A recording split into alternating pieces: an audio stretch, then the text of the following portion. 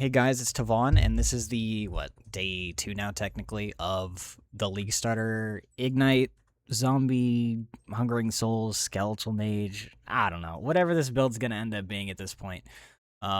This is really just the starting point for how it's going, just in case anyone was playing it. I do know a fair amount of people are probably playing this or Crit Hungering Souls Mages right now, so I don't see a lot of people doing Ignite, but it's honestly been a breeze so far. I completed the campaign in about 6 hours, and basically the whole time was just running Ignite zombies and the Ignite Skeletal Mage DK Hungering Souls setup. To give you a sort of quick overview of the skills and what you're doing while you are leveling, though.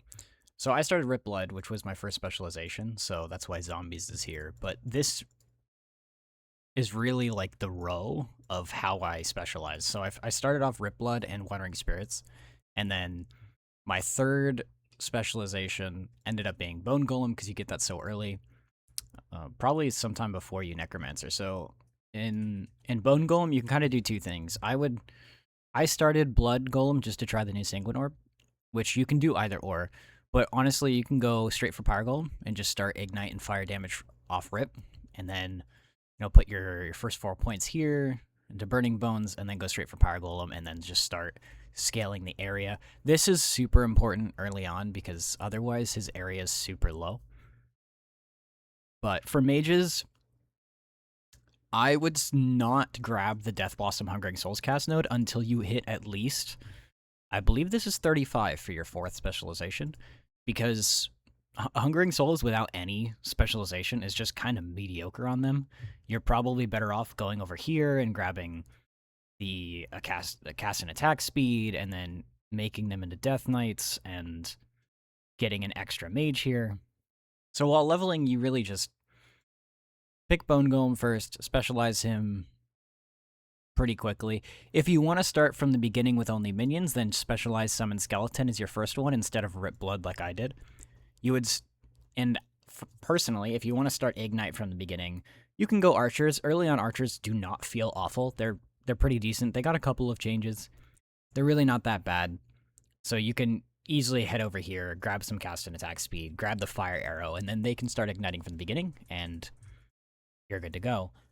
The other thing is zombies. They're pretty decent early, but you don't need their tree until you want to really start going into zombies, because the zombie tree doesn't help you until you get, I believe, 9 skill points baseline, right? 1, 4, 5, 6, 7, 8, 9. So at 9, you get access to Vomit, being able to ignite enemies. So you really want to wait till around level 50 or so. 50 maybe? 40 or 50.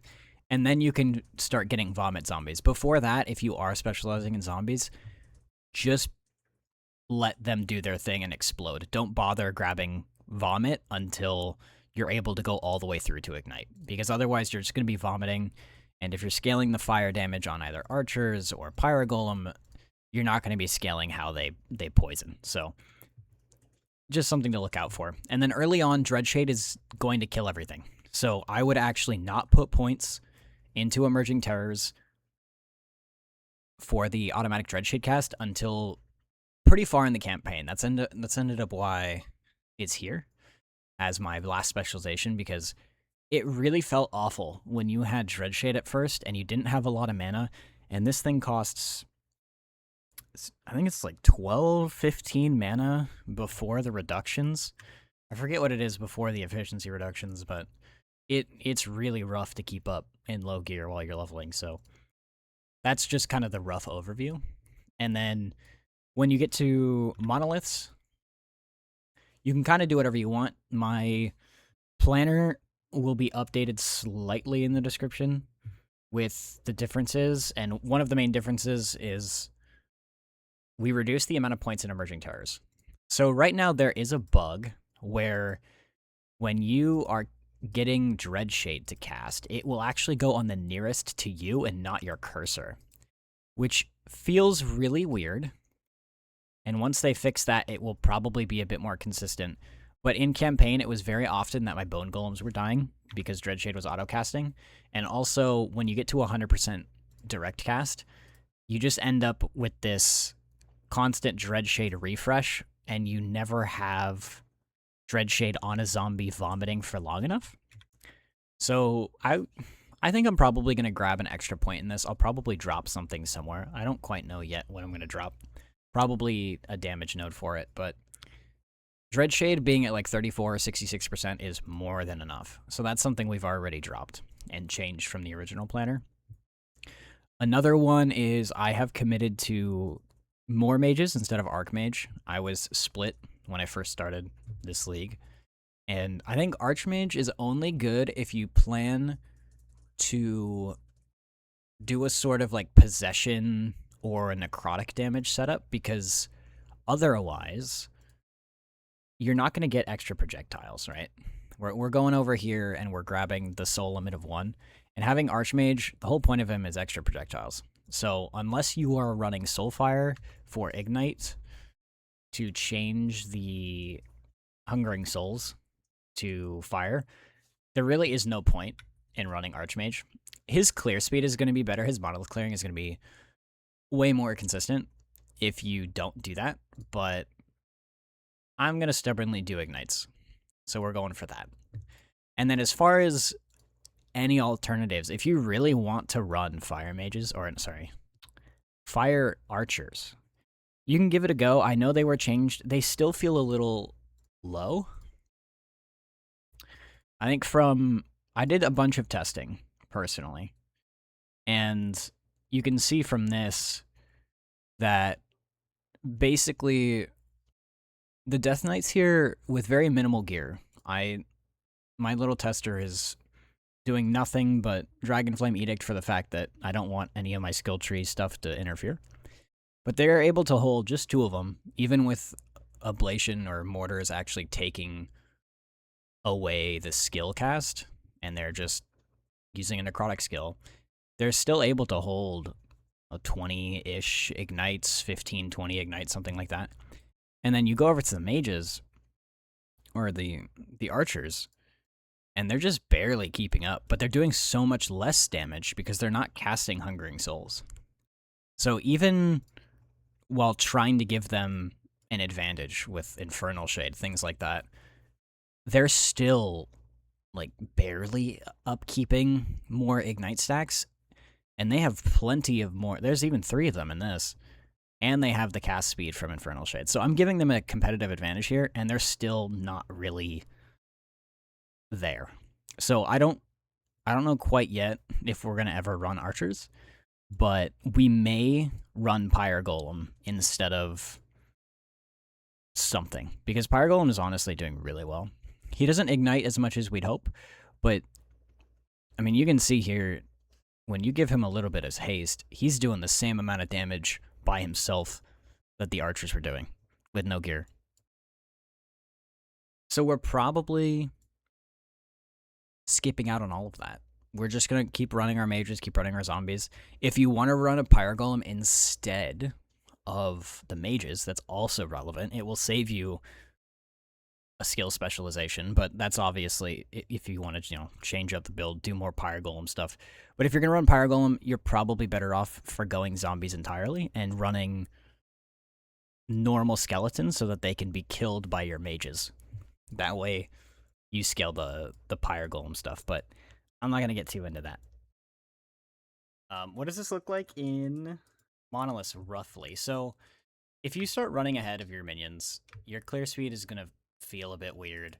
Everything's dying behind you. It kind of sucks.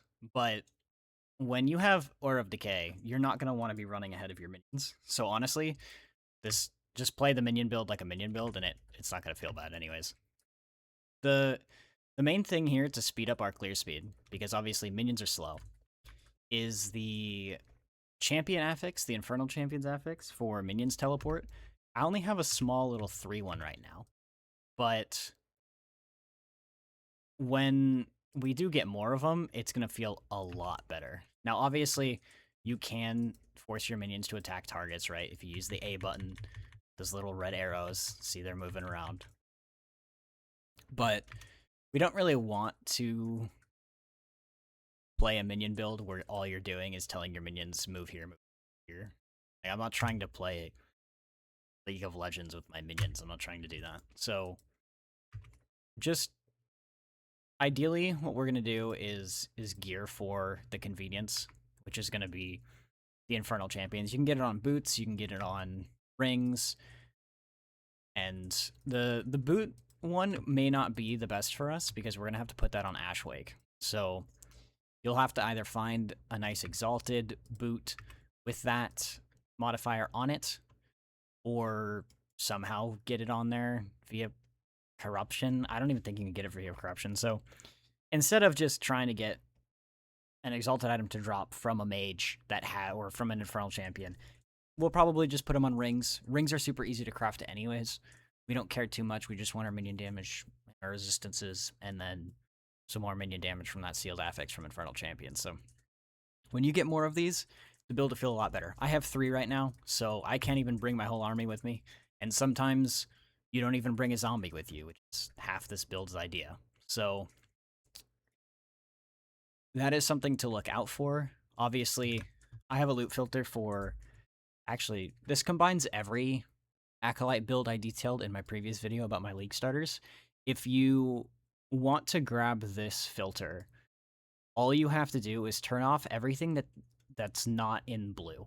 So this zombie setup is all in blue, and then my Witchfire build is in this yellowish green, and then the Bleed Whips is in red. So you basically turn off all of this stuff here, and you'll only see your nice zombie stuff.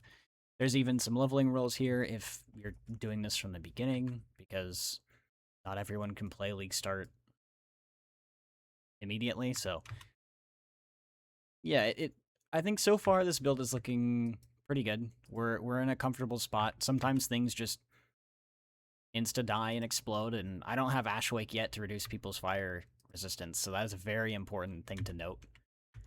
And when we do get a lizard like that, you always want to transplant in front of it, bring your minions in front of it, tell him to run away, and then things are a lot quicker. Because otherwise you're just going to be chasing down these lizards, and it's going to be a bad time. But yeah, so far, build's in a great spot. I'll probably do another update once I'm deeper in Empowereds sometime over the weekend, but thanks for watching.